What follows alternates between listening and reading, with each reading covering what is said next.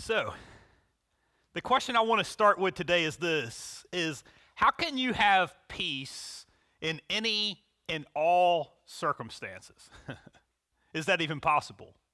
And I have a feeling that there's somebody that you've been praying to God, and I believe that maybe today is the answer to your prayers. That you're going through something, you're finding yourself in a situation, you're finding yourself in a circumstance that you never thought you would be in. And you don't know how to get out of it. And it doesn't matter how hard you pray. It doesn't matter what you've been doing. It doesn't matter anything. It seems like there is no way out of it. There's no way that you can do anything about it. And I believe that God sent me here today with a word for you. And it's found in the book of Acts. Acts chapter 12 is what we're going to look at today. Acts chapter 12 and verse 1, it says this: "It was about this time that King Herod arrested some who belonged to the church, intending to persecute them. He had James, the brother of John, put to death with the sword. And when he saw that this met with the approval of the Jews, he proceeded to seize Peter. Also, this happened during the festival of unleavened bread. And after arresting him, he put him in prison, handing him over to the guards, and guarded by 4 squadrons of 4 soldiers each. Herod intended to bring him out for a public trial after the Passover." Over the last several weeks, we've been in a series where we've been taking a look at some snapshots from the life of Peter. And here we see Peter arrested. But not just Peter. One of his close friends, James, a disciple of Jesus, had been killed by Herod. Let me ask you a question. Have you ever found yourself in a crisis that you went, I have no idea how I got here? How in the world did I get thrown into prison? It wasn't anything that I did, and I don't know what is going on. What do you do when life turns that way? That sometimes it's not something that you did. In fact, it might not be about you at all. It wasn't that Herod was upset with Peter or even James. Herod, the king, wasn't really Jewish. And so what he was doing was he was going, what will get me more Jewish points politically? And so what he was doing is he started persecuting the church because it was helping him with Jewish points, if you will. And so not only that, but then he decided to kill one of the leaders, which was James, a disciple of Jesus, John's brother. And he said, if everybody really loved that, then maybe I'll do the same thing to Peter. Peter was caught in the crossfire. And so they threw him in prison, and now he's awaiting execution. What do you do? What do you do when you find yourself in a situation you never thought you'd be in, right? And not only that, but they had 4 squadrons of 4. That means, that's a really complicated way of saying they had 16 guards guarding this old man, right? I mean, like, what's he going to do? But can I tell you, the level of attack that you're getting is actually the respect of your enemy, meaning that sometimes maybe you didn't realize it, even spiritual attack, that sometimes the enemy really respects you when you see the level that's coming at you. What do you do when you find yourself in a situation like that? Let me ask you what you do. You know what most of us do? We start to think about, what did I do wrong? We blame ourselves. Is that true? Sometimes we do that. Is it any fault of mine? That's not a bad thing. Sometimes it is, and if it is, then there's something you can do about it, right? But in this case, he's going, I didn't do anything, right? You know what we do next? We start to look for somebody else to blame, other people, right? It's their fault. How did they do this? And it's not me. And at the end result, a lot of times we end up blaming God. God, how could you let this happen to me? Is that what you've been praying? God, how could you let this happen to me? Some of us pray that way. But I want to show you what Peter did today. Verse 5. So Peter was kept in prison, but the church was earnestly praying to God for him. Verse 6. So the night before Herod was to bring him to trial, the night before. This means the next day, just like James, after they bring a fake trial, they're going to kill you. What was Peter doing? Peter was sleeping. Is that what you thought he would be doing? Peter was sleeping between two soldiers, bound with two chains, and they had centurions stood guard at the entrance. That doesn't sound extremely spiritual, does it? Wouldn't you think Peter, he should be doing something, right? He's sleeping. Is that what you thought we would say today?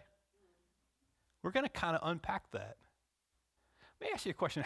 Where did Peter learn to sleep in a circumstance like this? And I want to pause here and kind of go back to another story in the Bible, because I think this is where he learned it. And I want to show it to you because whenever you see patterns, that's important to follow. Sometimes you see a one-off and you go, oh yeah, that was just, that just happened for that situation. No, I think this is something that was taught. He didn't always do life this way. Maybe you've never done life this way. You go, if I was waiting for something the next day where I might die, well, let me ask you a question. When you face surgery the next day, a lot of you maybe hadn't been in prison waiting your execution. Maybe you have. But most of us haven't, right? But if you're waiting for a surgery, sometimes you're thinking, well, maybe I am waiting for it. I mean, what is that going to be like? And the night before, right? What do you do? Can I tell you what Peter, he learned this, he didn't just invent this himself. It wasn't just because he was at ease or just because he was an old man. He learned this from Jesus. I want to share with you a story, and you can look it up for yourself. I'm not going to read the whole thing, but it's found in all four gospel accounts. Whenever you see that, that's a very significant story. I'll give you the references, and you can look them up for yourself. Matthew chapter 8, Luke chapter 8, Mark chapter 4, John chapter 6. We hear the same story. That Jesus and the disciples were crossing the Sea of Galilee, which is basically like a big lake. But the Sea of Galilee can be a treacherous place depending on the time because of the way the wind is. Anyway, I'm not a meteorologist, but the idea is that it comes over and the way it's seated, they can get what they call squalls that come in. And it happened to be, it had a squall, but it was a huge one. And Jesus was sleeping in the bottom of the boat. He had went to sleep. And the disciples were frantic. Now, understand, it must be a big storm. If the disciples are frantic, they're fishermen, so they're used to this. They grew up on the Sea of Galilee. This was not new to them, but it must have been something. While Jesus slept, he didn't get up during the storm. And they frantically woke him up, and I just want to read from the book of Luke what it says. It says, Luke chapter 8 and verse 24, it says, the disciples went in to wake him, saying, Master, Master, we're going to drown. You hear the franticness? We're going to drown, and basically they're saying, you're not doing anything. Does anybody feel like, where are you at, God? Right? You're in a situation and you don't understand where he is. I want to show you what Jesus did. He got up and he rebuked the wind and the raging waters, and the storm subsided, and all was calm. If you're not careful, you're going to think that's what this story is about, and it's really not. I want to show you the next part, verse 25. He says, where is your faith? That's what he's saying to his disciples. In fear and amazement, they asked one another, who is this? He commands even the winds and the water, and they obey him. You see, I think in that moment, they thought they weren't really listening to him saying, where is your faith? They were thinking, what an amazing moment. He calmed the storm, and they thought that's what this moment was all about. I think Peter did too. But Jesus rebuked the winds and the waves. He also rebuked them. Did you know that? In every one of the gospel accounts, that's what it says. Where is your faith? Now, I thought about that, and I thought, well, what does that mean, right?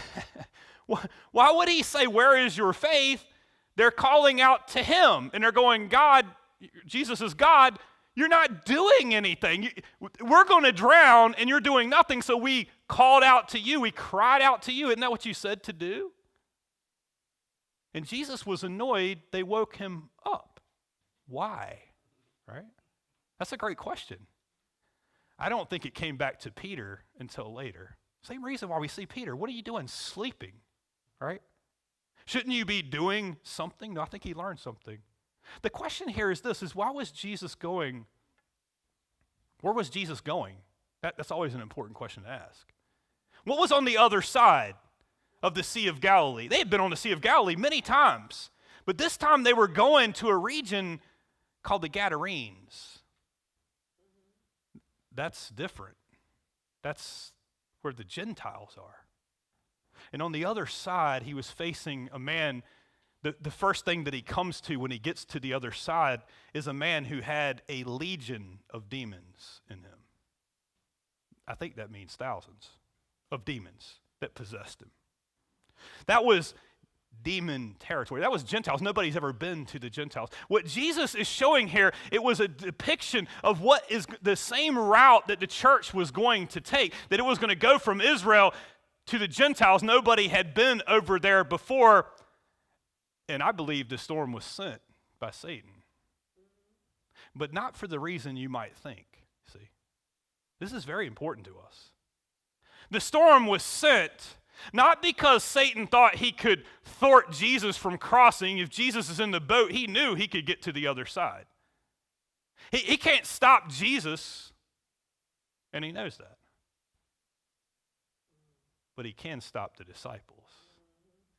You see, it's not Satan that stops them, it's their own fear. See? That's what's going to stop you. That's what the lesson is. He's going, why are you afraid? It isn't about that I can stop the storm. I could make it through the storm. Why was he sleeping? Because what he was facing was going to take a tremendous amount of energy, and he's going, why are you afraid? Well, we could drown. Yeah, but my presence is in the boat. Don't you think I know what's going on in your life? That's the rebuke. That's what he was teaching them. I want to give you a couple lessons from the storm. You can write them down. Just write them in the margin if you want to. There's a couple things about storms. The first one is this, is you can't fix it. Let me ask you a question. Are you a fixer? You got your tool belt? Is that you're always fixing things? Fixing people? Maybe that's why you pick fixer up. Anyway, we're going to leave that alone. Right? You think, but this is one you can't fix. You know, there's going to come a time where you can't do anything about it. Where there's going to be no warning. Did you know that? When a storm comes like this, it wasn't like he said, oh, we're going to go across and we already know it's coming. No, this came up all of a sudden, right? No warning. In the storm, anybody facing something like that? I didn't see this coming. It's going to happen, right? By the way, you don't get to pick your storm. Did you know that? It's not like God asks you and gives you a list and says, hey, what would you like as your storm? Would you like cancer or a car accident? It doesn't work that way, right? Would you like to be blind or deaf? No, you don't get a choice, right? Would you rather have money problems or relationship problems? Would you rather, right? Would you rather have see a loved one go through a long terminal illness or unexpected death? Or even worse, that it's not a loss like that, but it's a loss of betrayal where a relationship is severed. Can I tell you something? You don't get a choice. That's how it works. And you don't get to control it. You can't control the storm. You don't decide how long, and you don't determine what it's going to do to your life. You listen, control freak, right? You see, I'm warning you today. By the way, I'm one, so I can say that, right? I think I like to control. I don't like chaos. I don't like to not know. I don't understand why you wouldn't tell me. You know what the problem is? Some of us, because we want to control it, we'd rather stick with the devil we know. Is that true? I've heard that phrase. The reason why we'll never step out in faith is because we'd rather stay with the devil we know than to step out into the unknown. But that's where God is. See? Okay. All right. So Here we go. That's the first lesson from the storm. Okay, the second one is this. You guys need to listen a little bit faster. You know what he was wanting them to do? You know what he said to the storm in Mark? He said, peace be still. You know what he's saying here? Be still. Jesus wasn't worried about the storm. If he was, he'd be praying. He would have been saying something. It's not like Jesus, being God, didn't know that it was coming or what was going to happen. He's going, I don't need to calm the storm. And by the way, in another passage, Matthew 14, he actually had Peter in another storm where Jesus came walking on the storm in the Sea of Galilee. Same thing, right? And he didn't calm it. You know what he did? He walked on it. There's a difference. The lesson wasn't about whether he calms it or not. He can, obviously, he did. But they were enamored by that because, see, they thought the point was to just get to the other side, to just get through it and never think about that again, right? And he's going, oh, no. The storms are always going to come, and every time they're afraid when it comes because they're going up and down based on circumstances. And Jesus is saying, I walk on the circumstances. When will you learn? You know what he's saying? What I want you to do is be steady. You know why he said, why are you afraid? You're frantic. Well, let me ask you a question. Are you frantic? He's saying be steady. Be steady in the storm. Because it's where God speaks. Did you know? I've never learned anything on a sunny day. Have you? Everything that God's ever taught me in my life, it came through a crisis. It came through a storm. Isn't that interesting? That's where God teaches. That's where he speaks to us. Not only that, but the reason he was sleeping, I think the reason why he was annoyed for them waking him up is because that when you sleep during a crisis that you cannot control, you're saving up energy for the things you can. You see, Jesus was preparing for a real spiritual battle on the other side. And he's annoyed because he's going, what are you worried about? Well, Jesus, there's a storm. Yeah, no. So what? I'm in the boat. You know I'm here. We've been talking, this is not new, and I don't want you to see it as disconnected or you're going to miss everything we've been doing during this series. That Jesus has been teaching this all along to say, hey, when God, remember we talked about when Jesus died on the cross and he goes into the ground, and Peter, what does he do while Jesus is in the ground, right? Denying him, right? When God is silent, people go crazy. You know your faith screams in silence. It tells you a lot about what you do when God makes us wait. Be still, right? You remember the psalmist, Psalms 46, it says, be still and know that I am God. Be still. Even though in the beginning of the passage, you know what it says? Even though the earth gives way, even though the mountains roar and it quakes and everything falls apart, be still and know that I am God.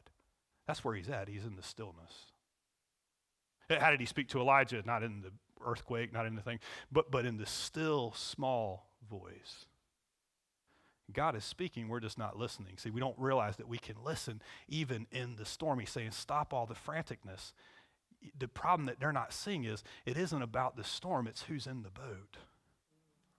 It's very important. Okay. If you don't learn to rest in the storm, if you don't learn to be happy even in a crisis, if you don't learn to worship and praise God in the storm, then let me tell you something, you never will. Because it never ends. Did you know? When they get to the other side, guess what was waiting for them? A man with 1,000 demons in him. You think it stops? It never stops. So don't think it as disconnected, or you're going to constantly go, well, when I can't relax until this is over. Is that what you thought? You'll never relax.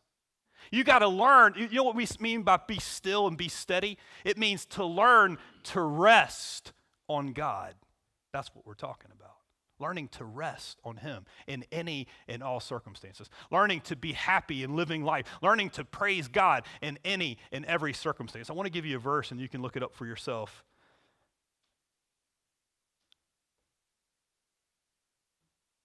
Sorry, I lost it. I'll give it to you later. I'll say it this way. Jesus said this, I am Lord of the Sabbath. He means this, I am your Sabbath rest. You know what Sabbath means? Sabbath means rest. In Genesis, when God created all things, he took a moment to rest. Not because he was tired, because he found fulfillment in enjoying what was there. Learn how to do that even in the storm. I want to share with you a couple things that Peter learned. Peter learned this, that he didn't know what God would do. That's what he was learning in the storm. He had no idea what God would do. But in this case now, but he knew what he learned when Jesus did this and his franticness and all that. And he learned, why wasn't he frantic here when he's going to be executed? Because he knew this, that God was with him no matter what. No matter what. You see, don't think that Peter thought, oh, I know what Jesus, I don't want to get to what God does in this situation because you might miss it, that even though I walk through the valley of the shadow of death, I will fear no evil. Not because I won't die. Let me say what Paul wrote. Philippians chapter 1 and verse 7, for me to live is Christ and to die is gain. You know what he's saying? I win either way. In fact, by the way, death might be the easier part if you know what I face. Anybody feel that way? Anybody been crying out to God going, God, why are you leaving me here? I'm ready to go, right? It would be so much easier. Some of us feel that way, right? But we endure, we go, because God has a plan even though, right? Even though. In fact, it goes on to say in Psalms, right? Even though I walk through the valley of the shadow. Then he says, I prepare a table before you in the presence of your enemies. Meaning I can use things that you thought were enemies for your good. You know, he says that in another place, that God works together for good for those who are called according to his purpose. That it doesn't mean everything is good. It means that he can use it for good. That's what Peter understood. That's why he's sleeping. It's not because Peter knew what God was going to do. Because there comes a day with Peter where God doesn't open the prison door. And Peter's actually crucified at the end of his life. You know, he was just as calm then.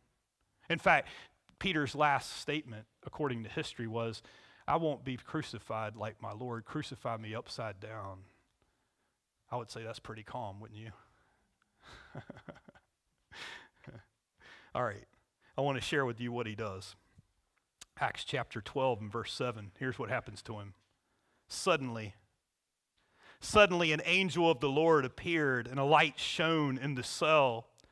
And he struck Peter on the side and woke him up. Quick, get up, he said. And the chains fell off of Peter's wrist. He's sitting in the prison, sleeping between two guards, and he's awoken by an angel. Suddenly. While Peter was sleeping, God was working. That's important there. There's a direct line between sleep and suddenly. That's not what we would usually think, isn't it? Is it? You know why I'm saying that? There's a direct line between resting on God and suddenly. There's a direct line between waiting on God. You know what? Peter learned this. This isn't what Peter always did. Are you right? I mean, when Jesus was walking on the water in Matthew 14, and Jesus said, Peter, you can come out. This was in a storm. Peter jumped out and walked on the water. Now, Peter never learned how to walk on the water. That wasn't faith that Peter didn't do it because he knew how to do it. That's not what he did, right? He was following Jesus. But when he got his eyes off of Jesus, he sank. Remember? And Jesus grabbed him. And he said the same thing. He rebuked him. How can you rebuke somebody for not knowing how to walk on the water? Because it wasn't about walking on the water. It isn't about you knowing what's going to happen. It isn't about understanding. It's about trusting, resting on God. You see, sometimes you didn't do anything to get into it, and only God can get you out of it. Somebody needed to hear that today. Why can I rest? I'm resting in God. Do you know what's going to happen? Absolutely not. Can you do that? That's what Peter had learned after all these years. By the way, he didn't always get it right, did he? We know he got it really wrong at the first message that we did, right? Where we talked about that Peter denied Jesus. He stopped being a disciple. If you don't understand that, you can go back and listen to the first message, okay. But you know, suddenly is how God operates. He doesn't tell us what he's going to do, he just does it. I'll give you a couple examples, some examples of suddenly. Acts chapter 2, I think we covered that in the second message in this series. After Jesus had died on the cross and then he rose from the dead and then he spent 40 days with his disciples and then he ascended back into heaven. And after he ascended back into heaven, he said, go and share the gospel. That's what we were supposed to do. But then what did they do in between? They waited 10 days. They rested on God. Not having a clue what God was going to do, right? We know. He said he would send the comforter. They didn't know what that meant. And they waited. And you know what happened on the 10th day after Jesus ascended? Acts chapter 2 and verse 1, when the day of Pentecost came, they were all together in one place, and suddenly a sound like a blowing of a violent wind came from heaven and filled the whole house where they were sitting. Suddenly. I'll give you another example. This is after Peter. Acts chapter 16 and verse 25, the Apostle Paul, on his second missionary journey, we talked about that last week, the first one that he went on. The second one that he went on, him and Silas had went to a place called Philippi where they had never been before. And after sharing the gospel and actually helping a girl that was demon-possessed and cast the demons out of her, they were thrown into prison for doing that, actually beaten and then thrown into prison. But let me show you what they did. Did I tell you again, sometimes we're frantic, right? How could you let this happen to me? But instead, here's what they did. Verse 25, Acts chapter 16 and verse 25, about midnight, Paul and Silas were praying and singing hymns to God. And the other prisoners were listening. Verse 26, Suddenly there was such a violent earthquake, and the foundations of the prison were shaking, and all at once the prison doors flew open, and everyone's chains came loose. Suddenly. Does that sound a lot like what we're hearing here? Does it sound a lot like what we saw in Acts chapter 2, that a violent earthquake and shaking, and how did it happen? Suddenly. Let me ask you, what do you rest on? What do you trust in? Is it Jesus? Or is it money? Well, let me ask it differently. When your money is down, are you frantic? When it doesn't go your way, when you're in crisis, are you frantic? You go, well, yeah, anybody would. Yeah, anybody, right? Are you able to sleep when it's not right? When things don't go according to your plan, right? See, I got a plan, and then when it don't turn out like I planned, I'm all over the place, right? When it doesn't meet your expectations, did you say what you thought? Did you think God complies to you? Do you think you tell God how to do it? Or do you think God tells you? Maybe we don't know who God is, right? Or maybe we do. Maybe we have a different God. Because whatever it is that's making you go up and down, that is your God. See, Satan knows I can't thwart God's purpose, but you can by being afraid. That's pretty good. The verse that I wanted to give you earlier was Matthew chapter 12 and verse 8. For the Son of Man, this is Jesus talking, is Lord of the Sabbath. He is your rest. That's what he means. It's more than just physical sleep, although that's a component. He's talking about being able to rest on God. You know, sometimes we're sick and tired of being sick and tired. Are you ready? Rest on him. Okay, verse 8. Then the angel said to him, put on your clothes and your sandals. And Peter did so. Wrap your cloak around you and follow me, the angel told him. He went from sleep to hurry up. Hurry up, put your clothes on. But the word I want you to see is this: I'm going to walk you through it. So you have no idea. You don't even know what to ask for. But God will walk you through it.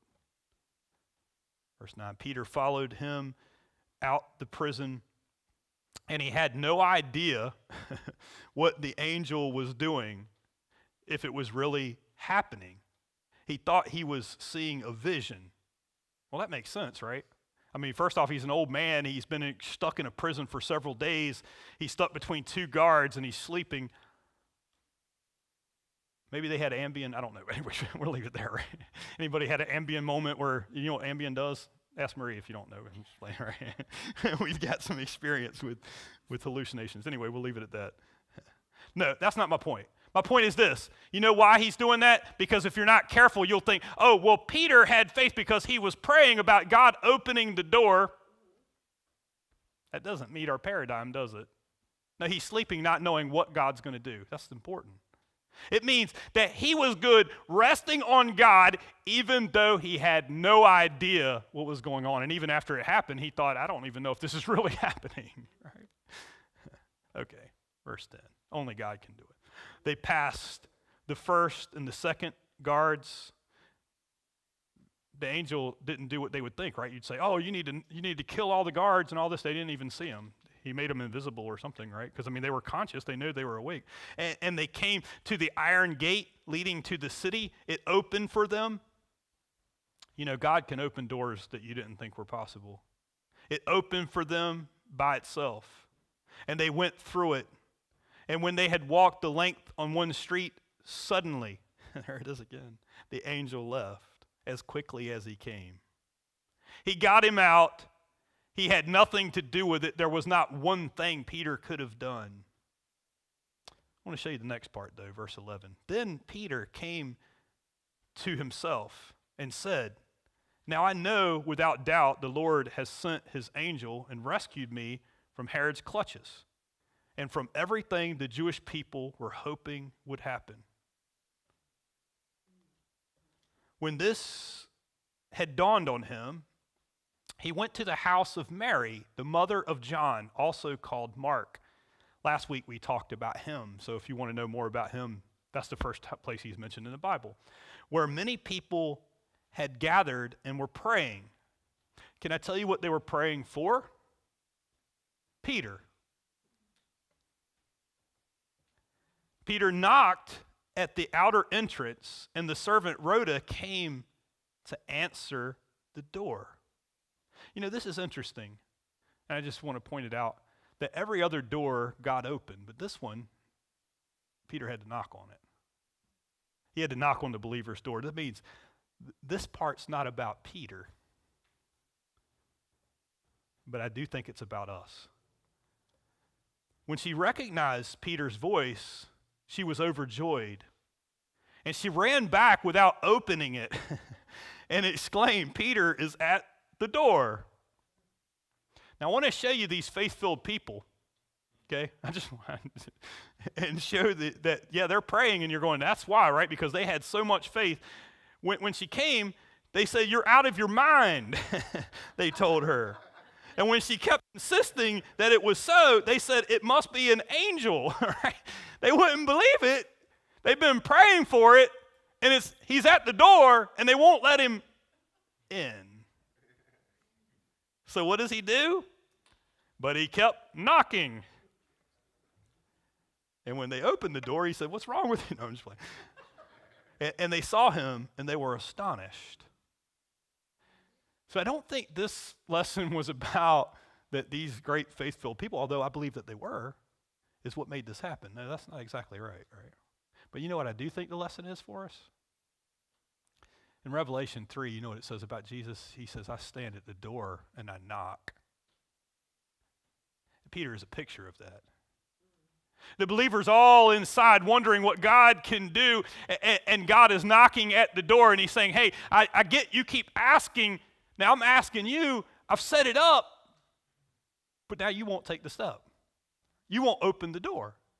Are you going to open the door?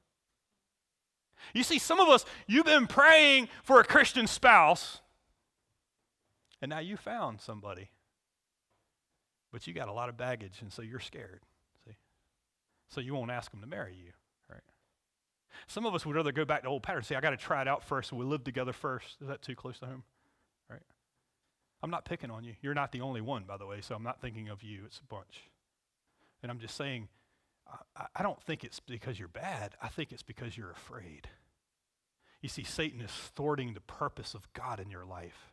When are you going to open the door? When are you going to walk into your destiny? Or are you going to let fear keep you? You stay with the devil you know, right? Is that how it works?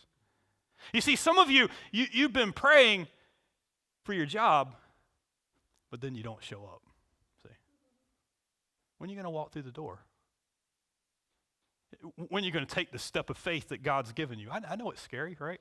But if God's in it, he's going to see you through it, right? Some of you've been praying, God, make our family whole again. But you won't apologize, right? For your part. Oh, I understand. They did a lot of bad stuff. I got you. But when are you going to clean your side of the street, right? And God will do a work if you'll step through the door, right? What I wanted to tell you is this, is God's saying you're one door away from your destiny. All you got to do is walk through it. Okay.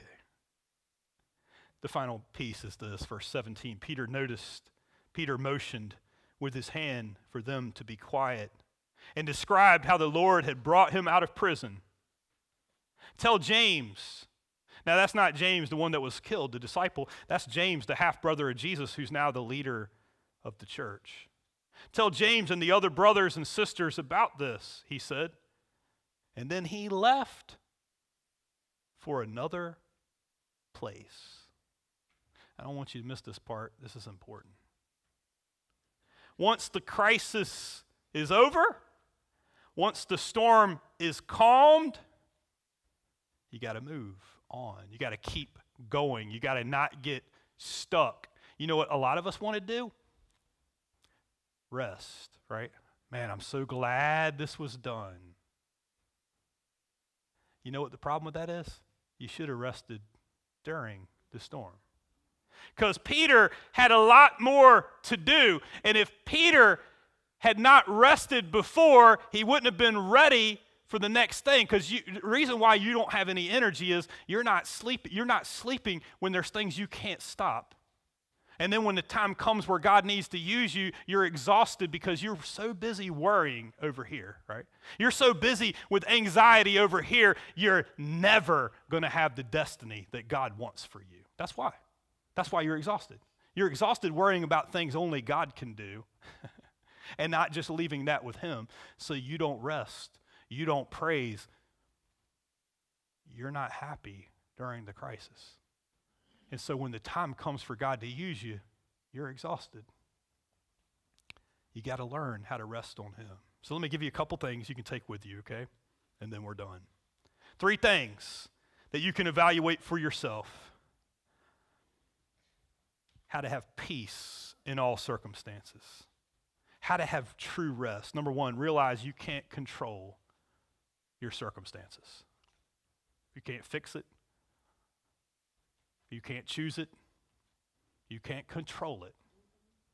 Number 2, be steady by focusing on Jesus, not circumstance. You know who learned that better than anybody? Peter. If you read Matthew 14, you'll see when he was walking on the water with Jesus, when he got his eyes off of Jesus, he sank.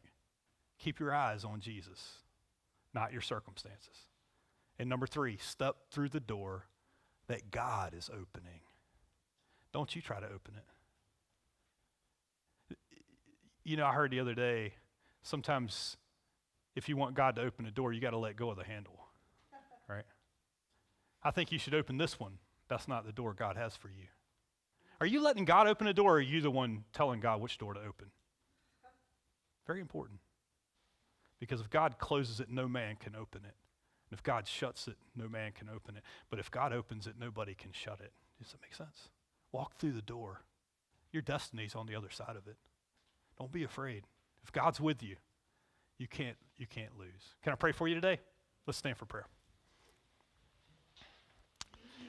Father God, we come before you today, and Lord, I thank you so much for your word.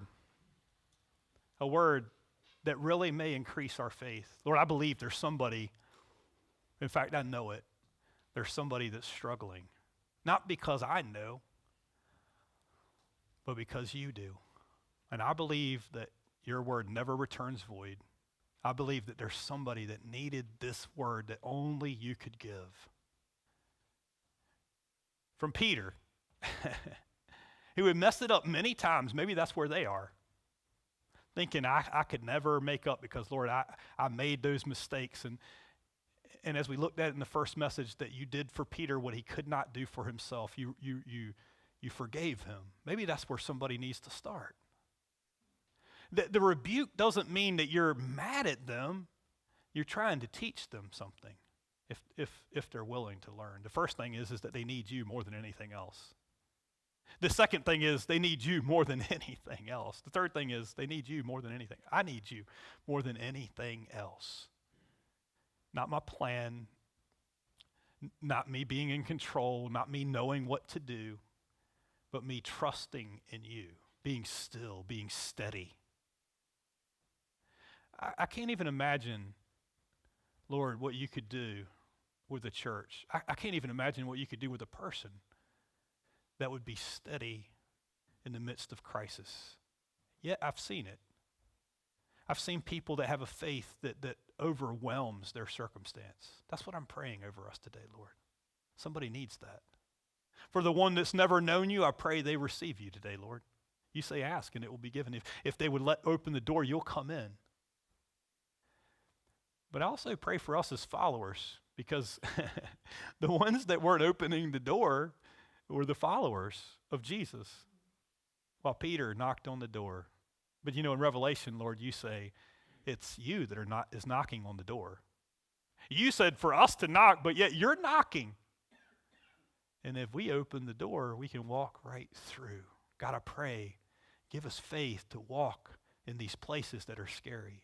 Give us faith to rest. And the things that we can't do, Lord, the things that we need to change, we know, Lord, it's our responsibility to do some things.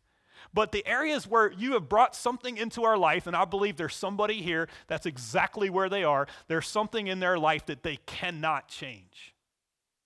Then I pray, Lord, let them give it to you. And then rest on you. To learn to rest on you in any and all circumstance. Lord, make us those kind of people in that kind of church, and we'll give you all the honor and glory and praise. In Jesus' name, amen. Guys, if you need prayer, we'll be here after the service. For everybody else, God bless you. Have a great week.